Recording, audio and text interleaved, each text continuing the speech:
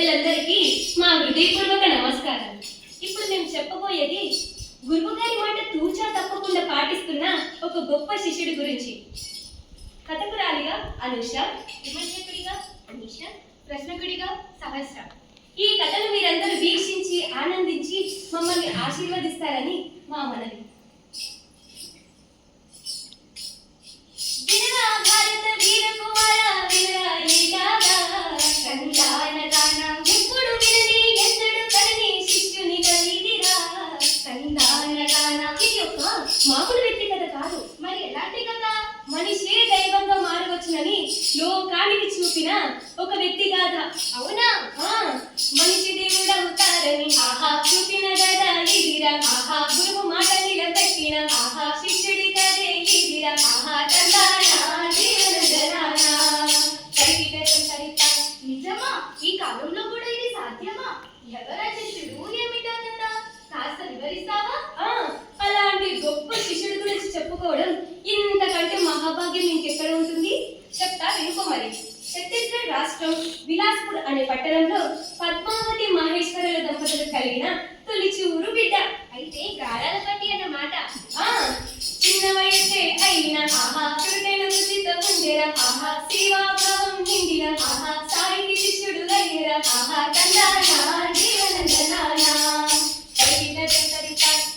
ఆ సత్యసాయికి శిష్యుడయ్యారా?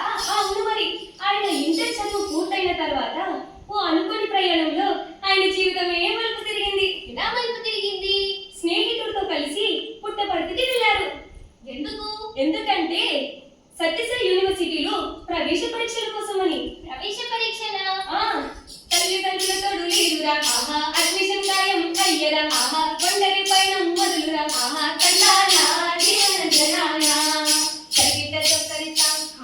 ఒంటరి ప్రయాణమా? మరి స్నేహితుడు ఉన్నాడు కదా? స్నేహితుడికి సీటు రాలేదు, కానీ ఈయనకు మాత్రం వచ్చింది. అవునా? ఎంత అదృష్టమో కదా. అంతే కదా మరి. ఎందుకంటే సాక్షాత్ ఆ భగవంతుడే ఎంచుకున్నారన్నమాట. మరి ఆయన చదువులు ఎలా సాగాయి? చదువులంటావా? చదువుల ముందు వెండేరా. ఆహా బంగారు పథకాలు పొందేరా. ఆహా గురువు కోసమై వేసేరా. ఆహా తపనతో రోజులు గడిచేరా. ఆహా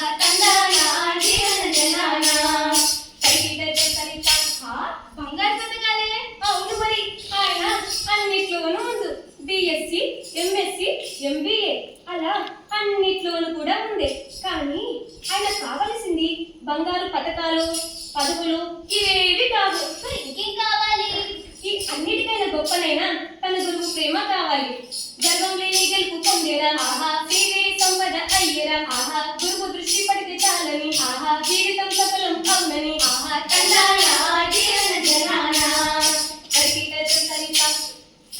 గురువు మాటలే వేదమని, గురువు బాటలో నడవాలని ఎంత కష్టం వచ్చినా ఆ సేవ మార్గాన్ని ఎంచుకున్నారాయన. నిజమే. ఆ శిష్యుడు చదువుల్లోనూ గురువుల్ని గౌరవించడంలోనూ అందరికీ ఆదర్శంగా నిలిచారు. వింటున్నారా పిల్లలు? అవునా? అవును మరి. ఆ శిష్యుడు ఏది చెప్పినా తను ఆచరించే చెప్పారు. అది చదువైనా గురువుల మాట అయినా. సరే సరే, ఆ తర్వాత ఏమైందో చెప్పు మరి. అలా ఉద్యోగం, బెంగళూరులో జీవితం, కారంతరంలో పుట్టపట్టి. కానీ ఏంటి? ఏంటి? అదొక విషాద గాథ. అంతా చీకటిమయం. కారు మేఘాలు కమ్ముకున్నది. కళ్ళ మధ్య నుండి తన ప్రియమైన రూపం శాశ్వతంగా విడిపోయింది. అంటే 2011 ఏప్రిల్ 24న తన గురువు గారైన సత్యసాయి బాబా వారు దేహయాత్ర ఇక చాలని తనవు వదిలే సత్యసాయిగా భక్త కోటి ఒక్కసారిగా శోక సంక్రమణ మునిగెరా. అయ్యో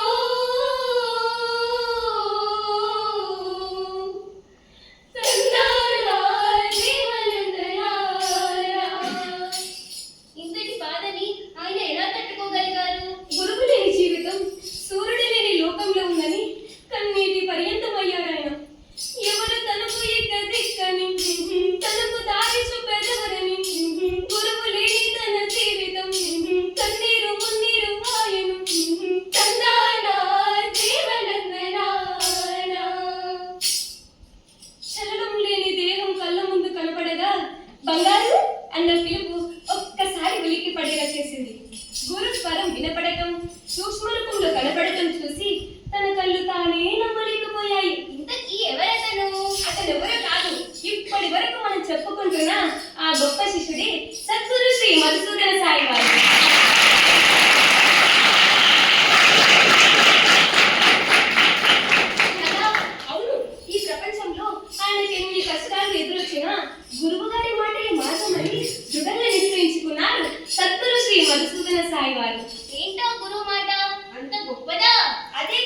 ప్రజాసేవ యొక్క అసలైన అర్థం.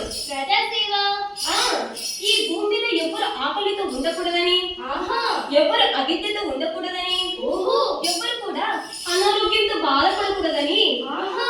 విద్య, వైద్యం, పోషణ ఈ మూడింటిని ఉచితంగా ఇచ్చిన రోజే తన లక్ష్యం నెరవేరినట్టని గురువు గారికి ఇచ్చిన మాటను తూచా తప్పకుండా ఆ సేవ మార్గంలోనే అడుగులు ముందుకేశారు సద్గురు శ్రీ మధుసూదన సాయి వారు. నువ్వు చెప్పేది నిజమేనా? నమ్మమంటావా? అరే కళ్ళ ముందు ఇంత కనపడుతుండగా నమ్మకపోతే ఎలా? ఇంకా చెప్పాలంటే 12 ఏళ్ల ప్రయాణంలో 100 దేశాలకు విస్తరించిన సేవా సామ్రాజ్యాన్ని చూసి కూడా నమ్మకపోతే ఎలా? ఇంతకీ ఈ విద్య, వైద్యం, పోషణ అంటే ఏంటి? మంచి ప్రశ్న, చెప్తాను వినుకో మరి. అన్నపూర్ణ పథకం ద్వారా 24 రాష్ట్రాలు, 4 కేంద్ర పాలిత ప్రాంతాల్లో 1 కోటి మంది పిల్లలకు రాగి జావా, అలాగే పౌష్టిక ఆహారం కోసం సాయిషుర్ మల్టీ న్యూట్రిషన్ ని అందిస్తున్నారు. ఆహా. దీంతో పాటు 28 శ్రీ సత్యసాయి లోకసేవ గురుకులాలతో పాటు Shri Sathya Sai university for human excellence అన్న విశ్వవిద్యాలయాన్ని ప్రారంభించారు.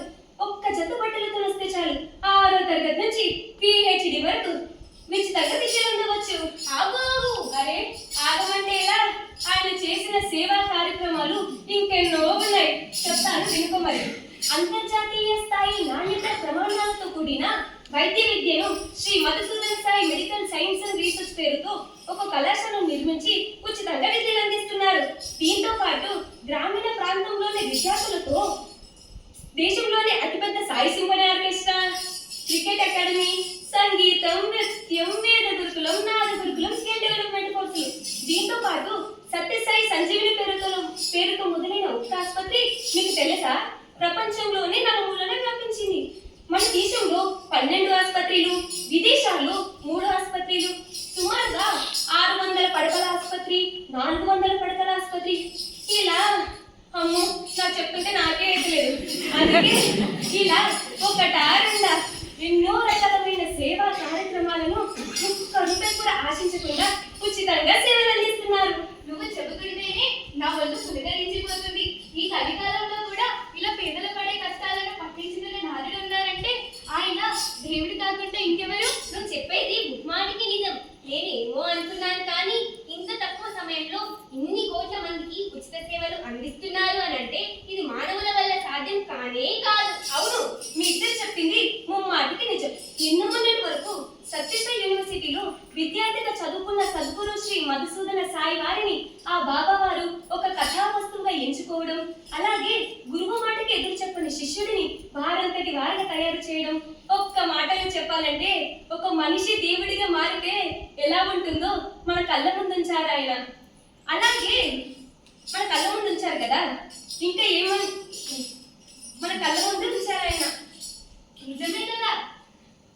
అవును, అందుకే ఇది సద్గురు శ్రీ మధుసూదన సాయి భాగవతం. ఇది విన్నవారు కన్నవారు వారిలో స్ఫూర్తిని పొందుతారు. అలాగే వారి జీవితాల్లో నూతన అధ్యాయానికి దారులు కనిపిస్తాయి. విశ్వం మొత్తం ప్రేమను పంచేందుకు సద్గురితో కలిసి అడుగులు ముందుకేస్తారు. సమస్యలు